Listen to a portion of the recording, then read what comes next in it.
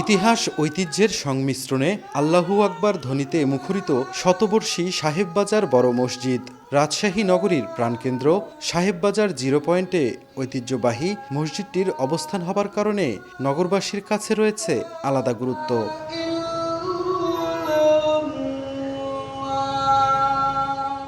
1857 সালে তৈরি এই মসজিদটি মাঝে নিশ্চিহ্ন হবার উপক্রম হলেও বর্তমানে 5 ওয়াক্ত নামাজ আর কুরআন তেলাওয়াতের স্বর্গীয় আমেজে মুখরিত মুসল্লিদের হৃদয়। এই মসজিদ এমন একটা মসজিদ, এই মসজিদ মানুষ নামাজ পড়ে স্বস্তি পায়। ছোট থেকে দেখে আসছি এই মসজিদটা অবহেলায় ছিল, কিন্তু পরক্ষণে আমাদের রাজশাহীতে আমাদের সাবেক মেয়র, সাবেক এমপি তার তত্ত্বাবধানে 5 তলা পর্যন্ত হয়েছে। রাজশাহী শহর জগতে পরিচালনা হয়েছে মসজিদই, তবে থেকে আমরা নামাজ দেখছি। আমাদের দাদা বাপ চাচা সবাই এই মসজিদে নামাজ পড়েছে। পুরো রমজান জুড়ে এখানে খতম তারাবি হয়, 87-তে খতম হয়ে গেছে। এখন বর্তমানে 3 দিন বা 2 দিন যতটা রোজা হবে সূরা তারাবি চলছে। নামাজ পড়তে আসে এবং নামাজ পড়ে শান্তি পায়, পরিষ্কার পরিচ্ছন্নতা সবসময় থাকে। ট্রু 700 ppm আকিশ বসির গ্লাস কেনার আগে দেখে নিলেই জিতবেন। স্থানীয়দের দাবি, 1921 সালের পূর্বে এখানে 3টি গম্বুজ বিশিষ্ট একটি মসজিদ ছিল, কিন্তু সেখানে একটি মেহরাব ছাড়া অন্য চিহ্নগুলো ধ্বংস হয়ে যায়। 19বিংশ শতাব্দীর দ্বিতীয়ার্ধে মসজিদটি গম্বুজ বিশিষ্ট হবার কারণে ধ্বংসপ্রাপ্ত মসজিদটিকে অনেকেই মন্দিরের ধ্বংসাবশেষ বলে দাবি করা শুরু করেন, আর একটি মাত্র মেহরাব থেকে মসজিদটির পুনরায় নির্মাণ করা হয়।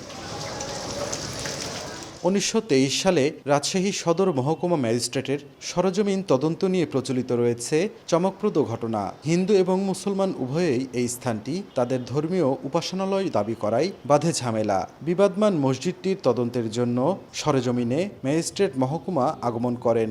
এ সময় স্থানীয় হিন্দু এবং মুসলিম নেতৃস্থানীয় ব্যক্তিবর্গের সাথে আলাপ করতে করতে মসজিদটির ভেতরে প্রবেশ করেন। এ সময় উপস্থিত মুসলমানরা খরম বা চপ্পল খুলে প্রবেশ করেন, আর হিন্দুরা খরম বা চপ্পল পরে ভেতরে প্রবেশ করেন।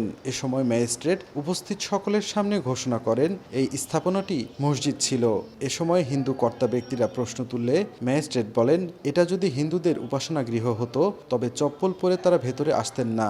মহকুমা বা ওই সময় যিনি বিচারক ছিলেন, উনি যখন হিন্দুরা দাবি করেছিল, মুসলিমরাও দাবি করেছিল, ওনাদেরকে নিয়ে যখন সেই সময়ের যে প্রাচীন যে নির্মাণ ছিল সেখানে ঢুকেছিলেন, তো মুসলিমরা জুতা খুলে প্রবেশ করেছিলেন আর হিন্দুরা তারা ওই পায়ে এসেছিল। তখন ওই সময় বিচারক বলেছিলেন যেটা মুসলমানদের মসজিদই হবে, কারণ হলো তারা তাদের পবিত্র জায়গা মনে করে তারা জুতাটা খুলে এসেছে। আপনারা যদি আপনাদের মন্দিরই জানতেন তাহলে জুতাটা পরে আসতেন না। আলহামদুলিল্লাহ আমাদের এই মসজিদটা এখন বর্তমান যে অবকাঠামো, এটা 2004 সালের তৈরি, এখন যেটাতে আমরা দাঁড়িয়ে কথা বলছি। আর সর্বপ্রথম আমরা মসজিদ হিসেবে আমি যতটুকু জেনেছি 1857-তে নির্মাণ হয়। এরপরে পুনরায় জাঁকজমকভাবে নির্মাণ হয় আপনার 1923 সালে। তারপরে সেই অবকাঠামো অনেক দিন থাকার পরে এই যে বর্তমান যে আমাদের নতুন আঙ্গিকে এবং সুন্দরভাবে যে বিশাল এই মসজিদটা, এটা 2004 সালে কমপ্লিট হয়েছে। মসজিদটি মুঘল স্থাপত্যকলার ধাঁচে তৈরি করা হলেও আধুনিক কারুকার্যের কারণে উত্তর বাংলার প্রথম আধুনিক ডিজাইনের মসজিদ হিসেবে পরিচিতি পায়। 1927 সালে মসজিদটির দ্বিতীয়বারের মতো ভিত্তিপ্রস্তর স্থাপন করা হয়। পূর্ণ আকৃতি পায় 1954 সালে। এ সময় ভারতের মধ্যপ্রদেশের কোনো এক মসজিদের অনুকরণে সাহেববাজার মসজিদটির ডিজাইন তৈরি করা হয়। 15.60 শতক জমির উপর পুনর্নির্মিত মসজিদটিতে 4টি তলা রয়েছে, যাতে একসাথে 3000 মুসল্লি নামাজ আদায় করতে পারেন। মসজিদ ভবনের উত্তর ও দক্ষিণে 2টি সিঁড়িসহ 4টি অজুখানা, 1টি গ্রন্থাগার এবং ইমাম ও মুয়াজ্জিনের থাকার ব্যবস্থা রয়েছে। 4 গম্বুজ ও 1টি মিনার সম্বলিত মসজিদের নিচতলার আয়তন 2500 বর্গফুট। দ্বিতীয়, তৃতীয় ও চতুর্থ প্রতিতলার আয়তন 4500 বর্গফুট। মসজিদটি পুনর্নির্মাণের জন্য 2004 সালে ভেঙে ফেলা হয় পুরাতন অবকাঠামো।